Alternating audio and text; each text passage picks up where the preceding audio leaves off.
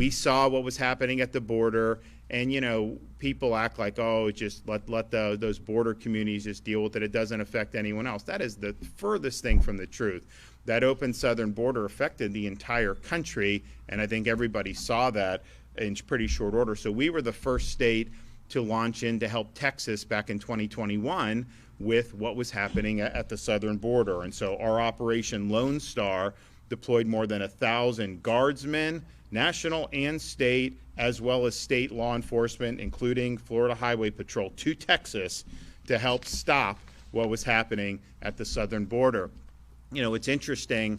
You had those communities flooded, but then people going everywhere. And our guys would apprehend when they're coming in. They say, where are you looking to go? And a lot of them were looking to go to Florida.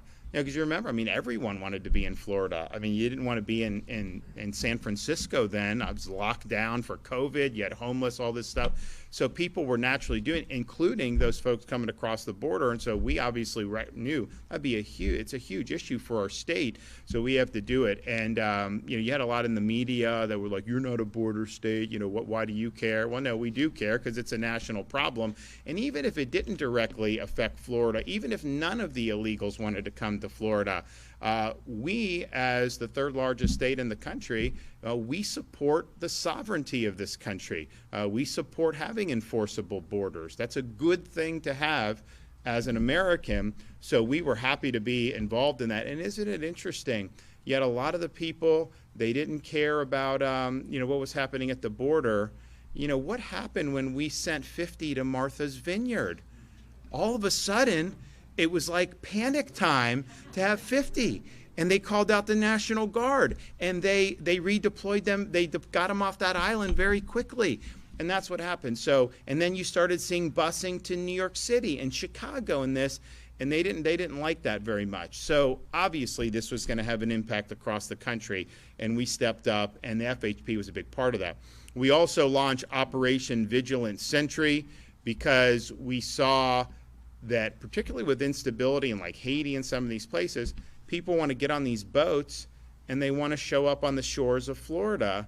And under Biden, once they got to the shore, he didn't do anything really to them. So that really handicapped us. And so we said, you know what? The Coast Guard's out there. Honestly, the Coast Guard does work hard at this. There wasn't enough Coast Guard presence to stop all these boats.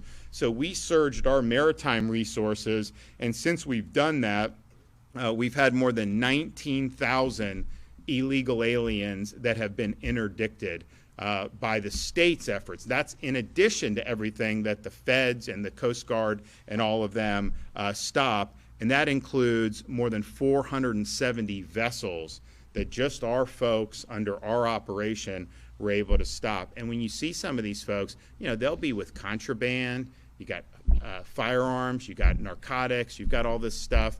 Why would we want a band of 15 Haitians armed showing up on the shores of Florida? Obviously, I don't think that that's a good thing. Incidentally, I had a tussle with the Speaker of the House and some of the legislators earlier this year on immigration, because I said President Trump's coming into office, we need to be full throttle in support, and we need to get this done with the deportations. They actually passed a bill that I vetoed that would have terminated Operation Vigilant Sentry. And so those illegals on those boats would have been able to pour in to this country. And, Blaze was one of the ones that was standing with you on that. But I vetoed that legislation. And the legislation we eventually got in was able to supplement what we were already doing, which I think is really, really significant. But just keep in mind, all this was done under a state of emergency for immigration, similar to what President Trump has done federally. And if you terminate that and you take the power away from the governor to be able to do any immigration enforcement, you have no maritime interdictions. Obviously, the southern border, that's not an issue anymore because that's been taken care of, I think, very well. But all the stuff we're doing interior, above and beyond what we would do just in the normal course of law enforcement, requires that authority. We did do the transport program. Obviously, a lot of people remember Martha's Vineyard, and that really helped open the eyes of, I think, a lot of people around the country that this is a major problem. But, there was New York City, Chicago, California. There was a lot of stuff going on, and those are sanctuary jurisdictions.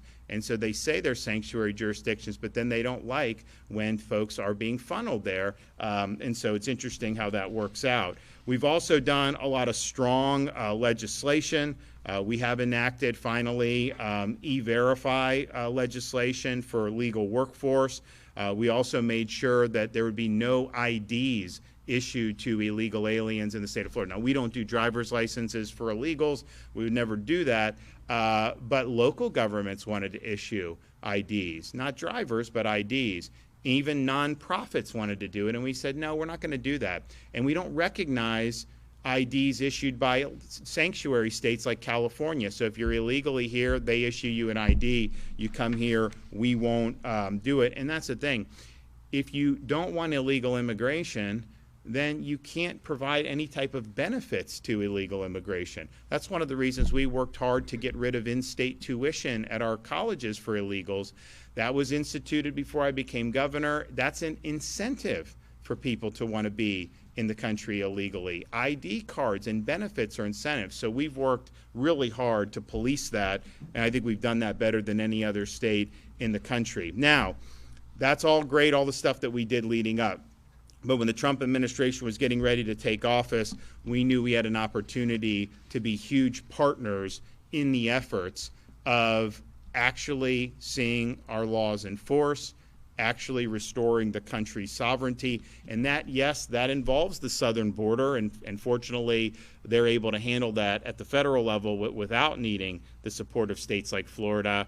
But then what about the interior of the country and all the things that's happened over these many years with millions and millions plowing in? Even people that come in on like a visa and stay, there's huge problems that come with all this stuff. So what tools do we have? Well, there's a program, a federal program called 287G, and Biden basically mothballed it when he was in for 4 years. But what it does is it allows ICE to delegate to state and local law enforcement the authority to perform specified immigration functions under the agency's direction and oversight. And so people will say you have federal, the immigration's federal, and that's true. But shouldn't states be able to supplement that? And of course they should be able to. And so this provides a framework to be able to do that.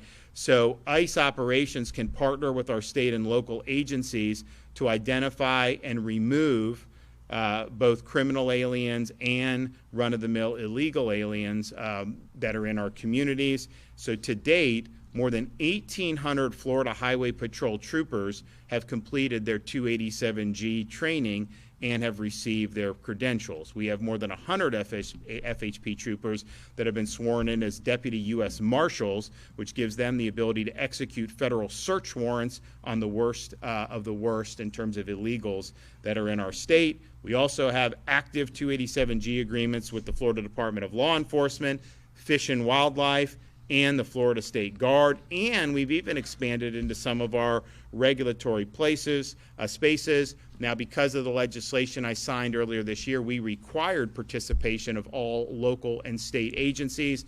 State agencies is easy because I will just tell them, hey, you got to do it, let's do it, and they were eager to do it. Mark Glass at FDLE, Dave Kerner, they were ready, willing, and able to do it. Didn't have to twist their arm. That wouldn't have been true with every local, municipal, or county law enforcement agency. That's just the fact. They are all have a duty under the law to participate, and that means all 67 counties have signed agreements through their sheriff's department with the 287G program, and many, many municipalities have done the same. It's interesting with FHP and kind of all they've done. They were doing a lot with the border.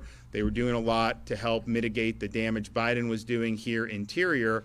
But with Biden, you could have illegal alien get in a car accident, and if ICE wouldn't accept, then there was nothing they can do on the immigration front because they didn't have the authority to act on their own. Now they're able to do that, and they can work seamlessly with the federal government. So it's really, really positive to have that type of relationship.